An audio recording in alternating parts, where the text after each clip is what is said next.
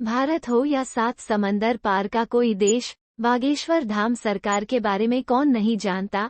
बागेश्वर धाम से कई लोगों की अर्जियां स्वीकार हुई है और कई मनोकामनाएं भी पूरी हुई हैं। ये हम या पंडित धीरेन्द्र शास्त्री जी नहीं अपितु स्वयं जनता कहती है।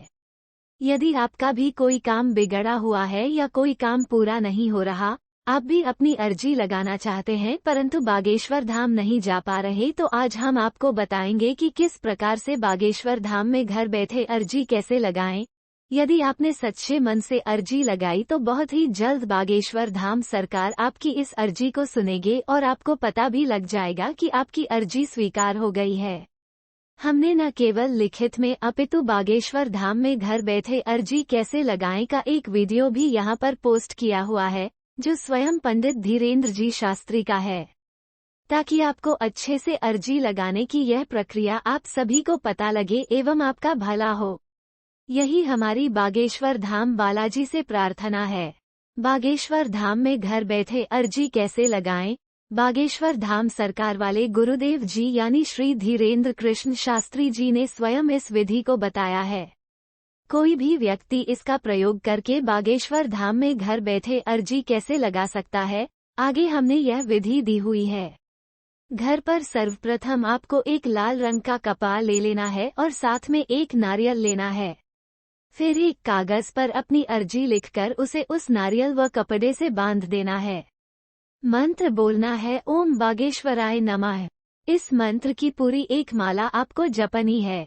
जिस दिन से आप इसे बांधें, लहसुन प्याज छोड़ देनी है। नारियल को अपने पूजा मंदिर में रख लीजिएगा और यदि भविष्य आपको बागेश्वर धाम जाने का अवसर मिलता है तो वहां जाकर इस नारियल को बांध देवे, और नहीं जा पाएं तो घर पर ही इसे बांधे रखें।